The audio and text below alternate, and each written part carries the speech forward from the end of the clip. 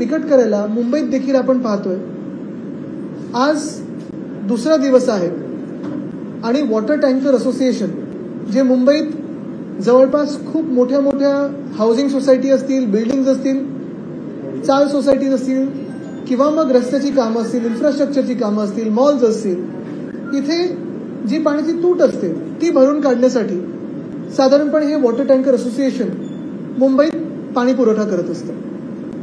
एक आठवड्या आधीच या टँकर असोसिएशननी संप पुकारला होता आणि त्या हिशोबाने त्यांनी काल पहिला दिवस होता, आज दुसरा दिवस होता. काल देखील मी सोशल मीडियाच्या माध्यमातून मुंबई महानगरपालिकेच्या आयुक्तांना विनंती केली होती की हे सगळं पाण्याचा संप जेव्हा किंवा पाण्याच्या टँकरचा संप जेव्हा पुकारला जाईल, मुंबईवर ह्याचा काय परिणाम होईल ह्याच्यावर पत्रकार परिषद घेऊन मुंबईला अवगत करावं, मुंबईकरांना अवगत करावं की काय त्रास सहन करायला लागणार. तसं पाहायला गेलं तर हा काही विषय नवीन नाहीये. गेल्या 3 वर्षांमध्ये या टँकर असोसिएशननी संप पुकारलेला आहे. 2-3 वेळा मी देखील अपील केल्यानंतर त्यांनी सरकारबरोबर बोलणी केली. ह्यांचंच सरकार होतं, एशनची सरकार होतं आधीच्या ह्याच्यात, आणि त्या आश्वासनावर त्यांनी तो त्यांचा संप मागे घेतला होता.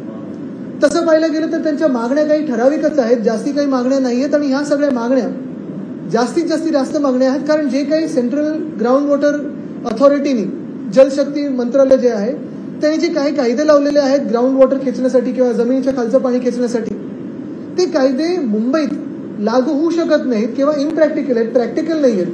अशी काही कायदे त्यांनी सांगितले की मुंबईला त्याच्यातून सूट द्या.